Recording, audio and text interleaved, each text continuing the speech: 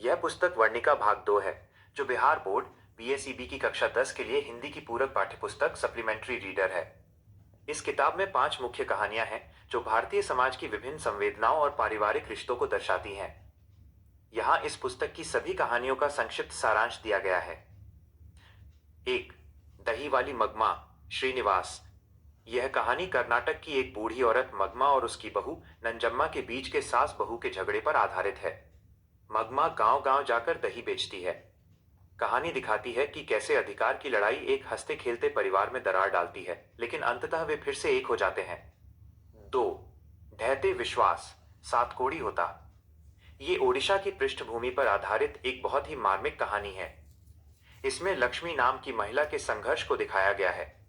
ये कहानी प्राकृतिक आपदा बाढ़ के सामने इंसान की बेबसी और ईश्वर के प्रति डगमगाते विश्वास को दर्शाती है। 3. मां, ईश्वर पेटलीकर। ये एक ममतामयी कहानी है, जो मंगू नाम की एक मानसिक रूप से बीमार लड़की और उसकी मां के इर्द गिर्द घूमती है।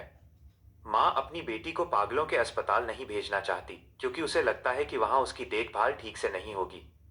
अंत में मां की ममता और उसका दुख पाठक को झकझोर देता है। 4. नगर, सुजाता। यह कहानी तमिल भाषा से अनुदित है और शहर की अव्यवस्था व लाल फीताशाही, रेड टेप पर चोट करती है। इसमें वल्ली अम्माल अपनी बीमार बेटी पापाती को इलाज के लिए शहर के बड़े अस्पताल लाती है, जहां उसे व्यवस्था की खामियों और डॉक्टरों की बेरुखी का सामना करना पड़ता है। 5. धरती कब तक घूमेगी, सांवरदैया। यह राजस्थान की पृष्ठभूमि पर आधारित है। कहानी की मुख्य पात्र सीता है, जिसके 3 बेटे हैं। बेटों और बहुओं के बीच रोटी और रहने की जगह को लेकर होने वाली राजनीति से दुखी होकर सीता महसूस करती है कि वो अपने ही घर में बोझ बन गई है। अंत में वो घर छोड़कर निकल जाती है। क्या आप इनमें से किसी विशेष कहानी का विस्तार से सारांश या उसके प्रश्न उत्तर जानना चाहेंगे?